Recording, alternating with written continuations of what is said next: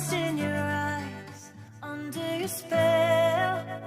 Oh, it's like 어떻게 해서 우리 몸에 침입하게 되는지 궁금했습니다. 그리고 은 의미에서의 장은 입부터 학문까지를 말합니다. 음식물이 들어와서 나가는 전 과정이 모두 장에서 이루어지죠. 하지만 장의 진정한 가치는 따로 있습니다. 바로 우리 몸의 가장 중요한 면역 반응이죠. 밖에서 들어온 병원균이나 항원들, 해로운 독소들은 모두 장에서 걸러집니다. 장에 있는 수많은 세균들이 그 일을 담당하는데요.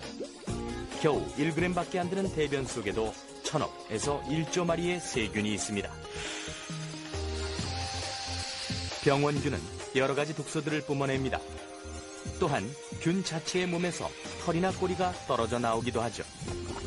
특히 세균이 죽으면 세포의 벽이 깨지면서 껍질이 분해되어 나오는데 정상적인 장점막 세포들은 불필요한 이물질이나 독소들이 몸 안으로 들어오지 못하게 막아줍니다. 일종의 방어막 역할이죠. 하지만 자극적인 음식이나 항생제 등의 약물로 장세포가 손상되면 갈라진 틈으로 독소나 이물질이 들어오게 되고 이들이 혈관을 타고 안녕하십니까. 양마을 박약사입니다. 영상에서 보는 바와 같이 장누수라는 것은 장에 구멍이 뚫려서 누수되는 겁니다. 원래 장이라는 것은 촘촘해서 들어야 할 음식만 들어야 되는데 이 구멍이 벌어지면 들어오지 않을 여러 가지 음식물이나 세균 독소가, 곰팡이 독소가 들어오는 것입니다. 그래서 장누수가 생기는 겁니다. 오랜만에 찾아뵙습니다. 저희는 대충대충, 적당적당, 그리고 비틀비틀거리며 삶을 살아내고 있습니다. 그곳에선 행복하고 계신지요? 웃음과 행복으로 세상을 밝게 해주던 고 최윤희 씨가 유명을 달리한 지 어느덧 11년이란 세월이 흘렀습니다. 밥은 굶어도 희망은 굶지 말라는 그녀. 웃음 비타민을 휴대하고 상습 복용을 하던 그녀. 행복 디자이너로서 그녀의 삶은 우연한 기회로 시작됐습니다. 일회 국문과를 졸업하시대요. 약을 드시는데 이렇게 손에 약이, 알약이 이만큼 있는 거 한 주먹 있는 거야. 음료에다가 이걸 다 드시는 거야. 무슨 약을 저렇게 많이 드시죠? 그냥 아팠다고만 그래. 모든 적혈구가 공격하는 그런 형태였다고 그러는데 그러니까 몸이 여기저기가 너무 필요하고 아프고 그러니까 면역력이 뚝 떨어진 상황이었나 봐요. 전신 홍반성 루푸스. 인터넷에 다 뜬 걸 보고 얼마나 힘드셨을까. 오죽이나 했으면, 얼마나 힘드셨으면 오죽했으면.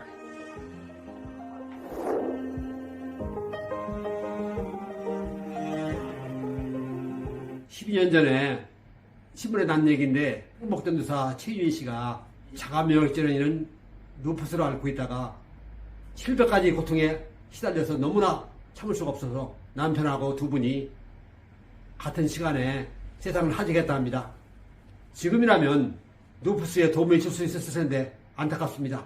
고인을 명복을 빕니다. 장누수는 제일 많은 게 밀가루에서는 글루테닌하고 우유에서 카제인인데 이 밀가루에는 글루테인이 소장 점막을 벌립니다. 그래서 누수가 되는 거고, 두 번째는 소염 진통제와 항생제 스테로이드인데 미국에서 생산되는 항생제의 70%를 다 동물이 사용합니다. 우리도 가두리 양식이나 기타 목장에서 항생제 없이는 동물을 키울 수가 없는데 그 고기를 먹다 보니까 우리가 항생제를 간접적으로 먹는 겁니다. 그리고 고추의 곰팡이가 또 문제인데 얼마 전에 제가 태양초 고추를 만든다고 고추를 따다가 옥상에 말렸는데 고추를 잘라보니까 고추에 하얀 곰팡이가 피었습니다. 그래서 다른 고추를 잘라보니까 전부 다 곰팡이가 피어서 버린 적이 있습니다. 또 하나는 우리가 자주 마시는 청양음료의 인공 감미료인데 그 소장에 프로바이오틱스를 절반을 죽인다고 합니다. 그리고 또 비타민C 부족인데 이게 담배를 태우면 담배 한 개 피에 120ml 비타민C가 부족이 된다 합니다. 또 여섯 번째로는 스트레스인데 스트레스를 받으면 우리의 호르몬 변화가 일어나서 장누수의 원인이 됩니다.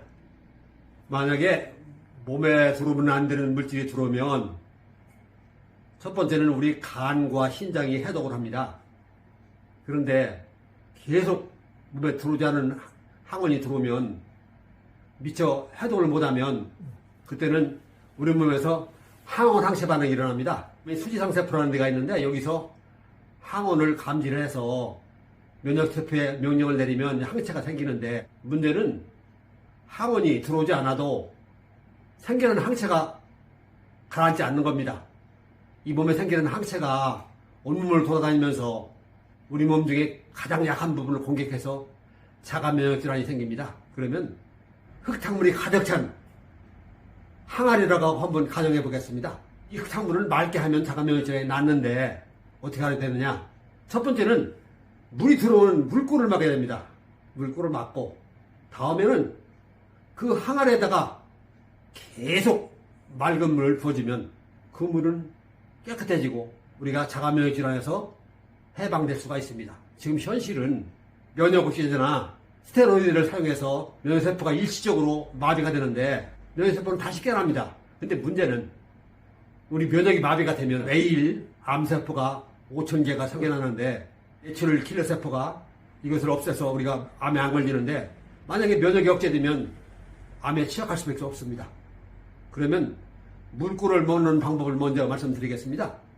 항아리에 물꿀을 막으려면 상처를 입으면 첫째는 소독을 하고 봉합을 하고 붕대로 드레싱을 해줍니다. 그러면 상처가 쉽게 안 오는데 소장이 난 그 구멍을 제가 다음에 설명한 안정주스로 드레싱을 해줍니다. 거기는 베타카로틴 성분이 많이 들어있고 또 면역유산균이 필요하고 또 비타민 D, 곰팡이를 죽일 수 있는 프로폴리세제가 필요합니다. 면세포 중에 조절지세포라는 게 있는데 이 조절지세포를 증강시키는 작용을 할 수 있습니다. 다음에 흙탕물을 이렇게 맑게 해주는 방법을 설명해 드리겠습니다. 여기에는 식물성 스테로이드라는 성분이 있습니다. 이것은 스테로이드는 아닙니다. 근데 이것을 쓰면 흥분된 면역세포가 진정이 됩니다. 그리고 여기에 순도 높은 오메가3는 염증을 가라앉히고 또 오메가6도 필요합니다. 이러면 우리가 자가면역질환에서 해방될 수가 있습니다. 여러분, 장누수와 자가면역에 효과 있는 안정주스 만드는 방법을 말씀드리겠습니다. 각기 300g씩인데 여기 양배추에는 비타민 U, 당근에는 베타카로틴, 호박에는 비타민 A, 양파에는 캐로틴이 들어있는데 이걸 이렇게 쓸어서 들통에 넣고 물을 많이 씻는 다음에 끓여서 건더기를 버리고 국물에다가 유산균 그 다음에 소금 약간 넣고 발효를 시킵니다. 발효 온도는 한 40도 정도 되는데 만 하루를 발효시킨 다음에 이것을 다시 끓여야 됩니다. 왜 그러냐면 유산균을 죽이게 되기 때문에. 그러면 끓인 물에는 유산균 시체인 포스트 프로바이오틱스도 있고 베타카로틴도 있어갖고 장누수와 자가면역 질환에 아주 유용합니다. 한번 사용해 보세요.